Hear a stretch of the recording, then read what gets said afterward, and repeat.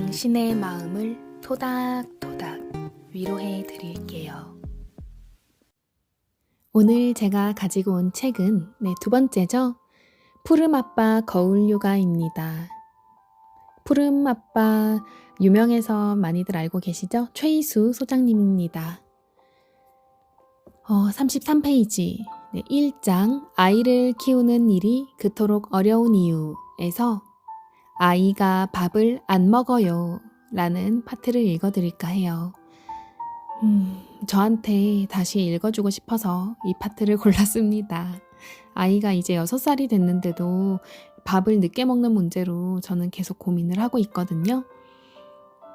수많은 부모님들이 밥, 잠, 징징거림, 목욕 등등으로 고민을 하시잖아요.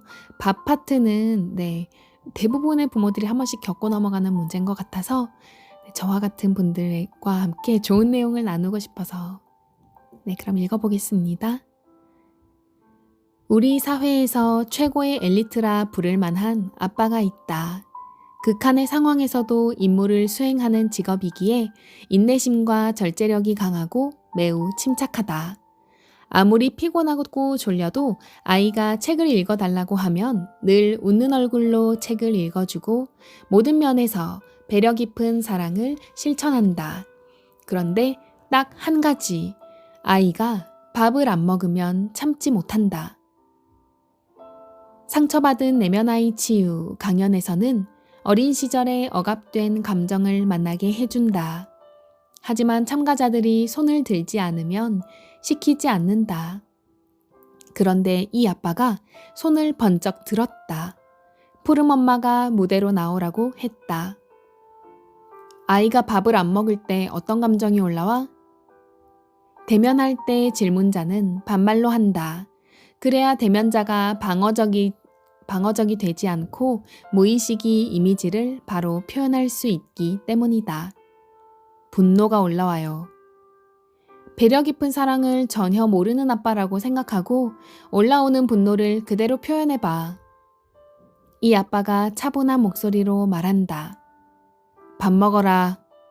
아니, 보는 사람이 아무도 없다고 생각하고 집에서 아이에게 하는 대로 해봐. 밥 먹어. 밥 먹으란 말이야. 밥 처먹어.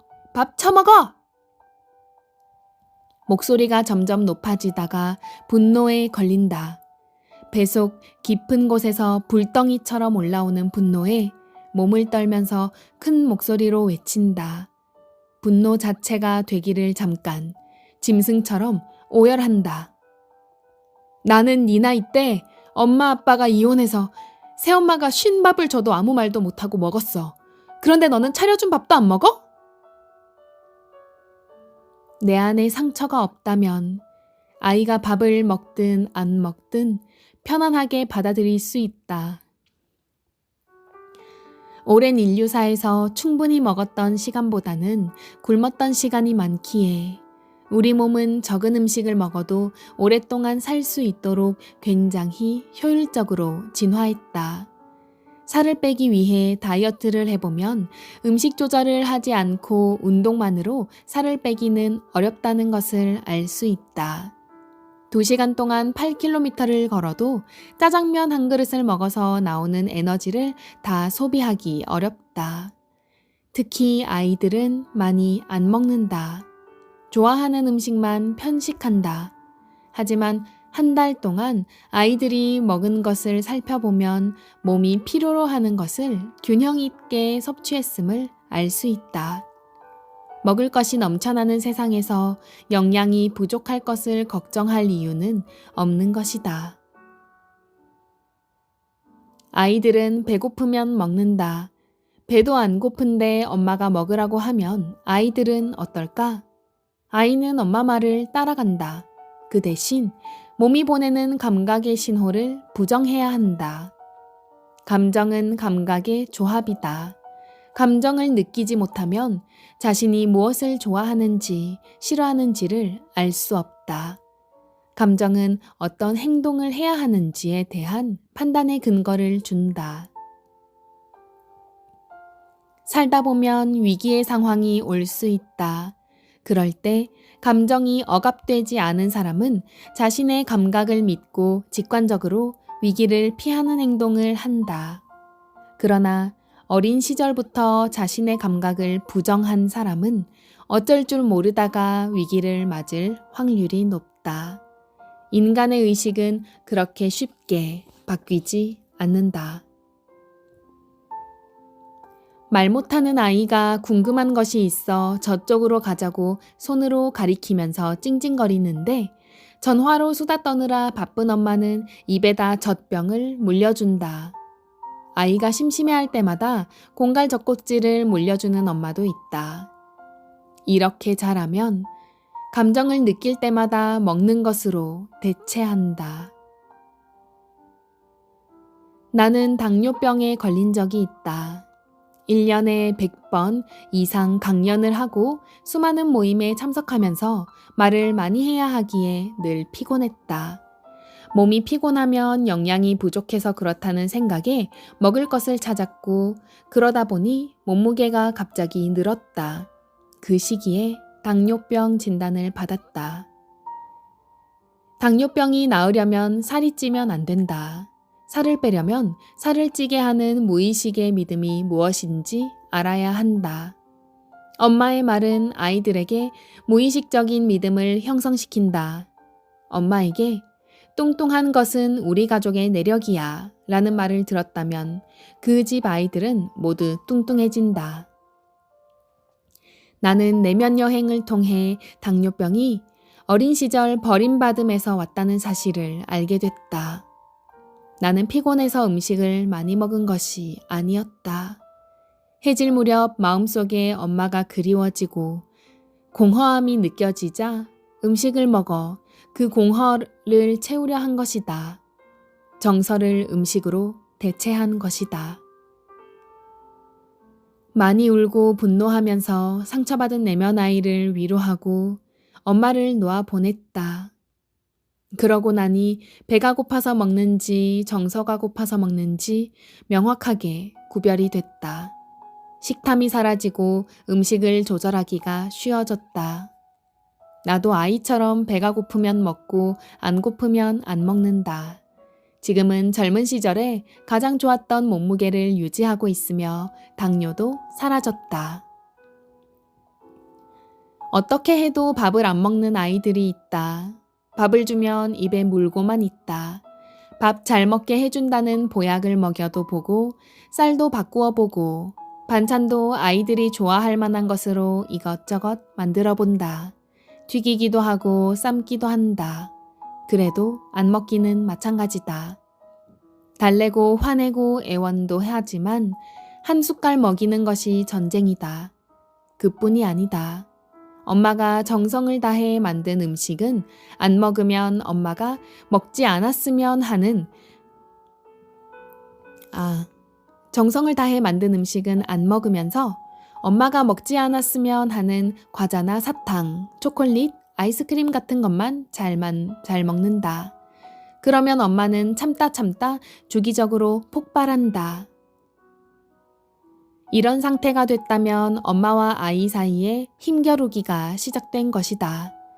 아이는 자기 스스로 할 수 있는 것이 먹는 것밖에는 없기에 먹는 것으로 저항한다. 엄마가 아이에게 먹으라고 강제하지 않고 감정적인 압력을 주지 않았다면 아이는 엄마와 힘겨루기를 할 일이 없다. 혼자 먹을 기회를 만들어주면 두 돌 전의 아이들은 수저를 자유롭게 사용하여 먹을 만큼 먹는다. 그러면서 눈과 손의 협응력도 길러지고 엄마는 아이의 먹는 문제를 걱정하지 않아도 된다. 과자나 사탕을 먹는 것이 걱정된다면 애초에 집에 그런 음식을 놔두지 않으면 된다.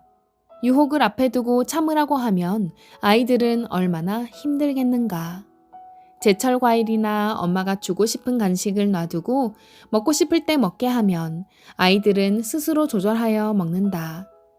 보여주고 먹지 못하게 하면 아이에게 그 음식은 특별한 것이 된다.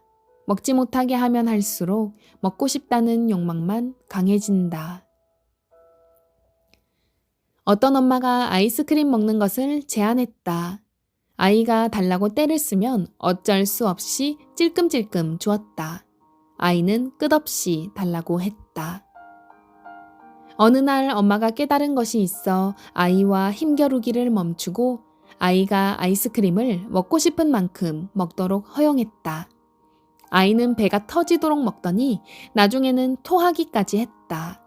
그렇게 충족되니 아이스크림 먹는 것을 멈추고 냉장고에 있는 걸 보고도 안 먹는다고 한다. 아이가 밥을 안 먹는 것이 엄마에게 왜 그렇게 큰 문제가 되는가? 엄마의 무의식에 어떤 믿음이 있는지 자각해야 한다. 어릴 때 안 먹어서 키가 크지 않았다는 말을 들었다면 내 아이가 나처럼 안 먹어서 키가 작을까봐 먹는 문제에 매달릴 수 있다.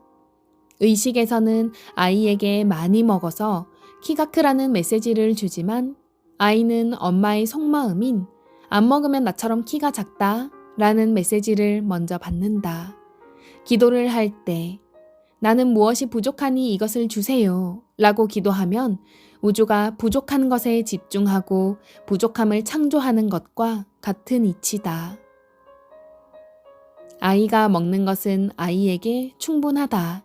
먹는 것에 대한 엄마의 감정적인 압력이 없다면 아이는 자유스럽고 충분히 음식을 탐험하면서 섬세한 미각을 발달시킨다. 음식을 먹는 것은 몸의 생존과 관련이 깊다. 에고는 자신을 생존의 주체라고 믿기에 몸을 잘 보고 있으면 에고가 어떻게 움직이는지 알 수 있다. 부모가 원하지 않았던 아이로 태어나서 젖이나 음식을 제대로 못 먹었거나 부모가 바빠 음식을 제대로 챙겨준 적이 없다면 자기 아이의 먹는 문제에 매달릴 수 있다. 어떤 엄마가 있다. 이 엄마는 아무리 운동을 하고 다이어트를 해도 일정 수준 아래로 살을 뺄 수가 없었다. 자신의 내면을 잘 들여다보니 그 이상 살을 빼면 약해지고 병에 걸려서 죽는다는 믿음이 있었다. 그 믿음을 버리니 바로 살이 빠지고 날씬해졌다. 날씬해지면 위도 줄어들고 감각도 섬세해지기에 일정 수준 이상의 음식을 먹으면 몸이 불편함을 느낀다. 그래서 많이 먹지 못한다. 이 엄마는 몸이 가벼워지고 활력이 넘쳐 좋았으나 다시 살이 찌는 것이 아닌가 하는 불안이 늘 있었다. 그래서 내면으로 더욱 깊이 들어갔더니 무의식에 있는 생존을 위해 먹어야 한다 라는 아이 때 굶주린 욕구를 만나게 됐다. 그때 채워지지 않은 욕구와 감정을 충분히 위로하고 몸으로 겪으면서 통과하자 살이 다시 찔지 모른다는 불안이 비로소 사라졌다. 혹시 살이 찌더라도 음식을 조절해서 다시 빼면 된다. 의식에서 선택이 가능한 것이다. 강연을 할 때 엄마들에게 종종 이런 질문을 한다. 아이들은 엄마에게 매를 맞는 것이 무서울까요? 아니면 밥을 안 주는 것이 무서울까요? 매 맞은 사람은 매가 무섭다고 하고 엄마가 부재하여 먹지 못했던 사람은 굶는 것이 무섭다고 한다. 아이들은 매를 맞아도 부모가 죽도록 때리지 않는다는 것을 안다. 그러나 먹지 못하면 죽는다. 가난해서 굶주렸던 사람, 엄마가 없거나 있더라도 제대로 챙겨주지 않아서 굶주렸던 사람은 아이가 먹지 않으면 미친다. 그래서 항상 더 먹이려 한다. 나는 어릴 때 너무 가난해서 굶었던 기억이 많다. 먹을 것이 없어 자식을 사흘 동안 굶겼다는 말을 엄마한테 들은 적도 있다. 그래서 그런지 다른 것에는 화를 낸 적이 없는데 푸른 엄마가 아이를 부실하게 먹이는 듯하면 나도 모르게 분노가 올라오곤 했다. 눈치 빠른 푸름엄마는 내가 집에 들어올 때쯤에는 있는 반찬 없는 반찬을 다 끌어내 아이들을 먹이곤 했다.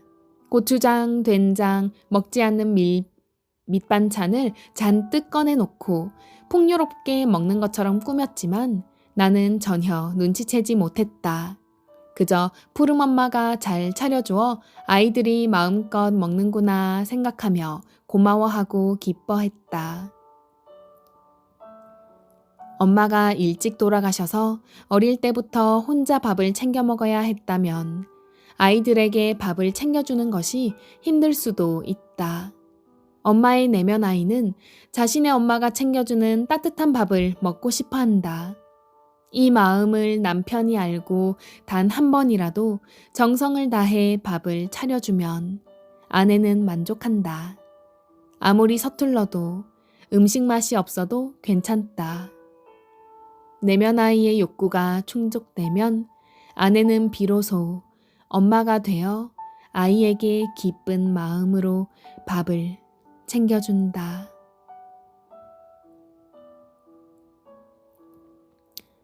네, 여기까지입니다.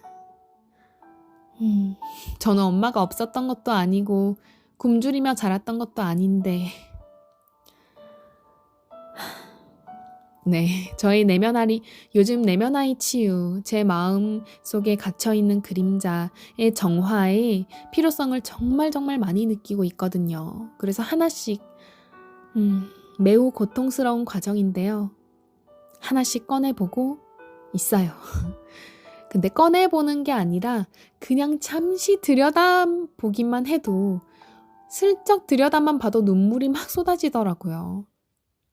그래서 이 내면 아이 치유 작업, 그림자 정화 작업이 정말 만만치 않은 것 같습니다. 이 푸름아빠 거울요가 책은 상당히 영성적인 부분에서의 가르침이 진짜 많아요. 깊이가 있고 아무 생각 없이 읽기엔 조금 어려울 수도 있어요. 그리고 내면을 자꾸 들여다보라고 하는데 제가 방금 말했다시피 내면을 들여다보는 작업이 결코 행복하고 편안한 작업이 아니거든요. 정말 고통스럽고 막 미칠 것 같은 그런 울분과 화, 내면에 억제되어 있고 억눌려 있던 부인해왔던 것들을 다 끄집어내서 치유하는 과정이에요. 그래서 이 책은 읽어도 실천하긴 좀 어려운 내용들이 많지만 진짜 핵심을 잘 담아놓은 정말 귀한 책입니다. 네, 이런 책을 만난 게 진짜 제 삶의 행운인 것 같아요. 아이를 한창 키우는 제게는 정말 큰 선물입니다. 보고 또 보고 또 보게 되네요. 들어주셔서 감사합니다. 모두들 평안한 마음으로 오늘 하루 보내시기를 바랍니다. 감사합니다. 사랑합니다. 다음에 또 만나요.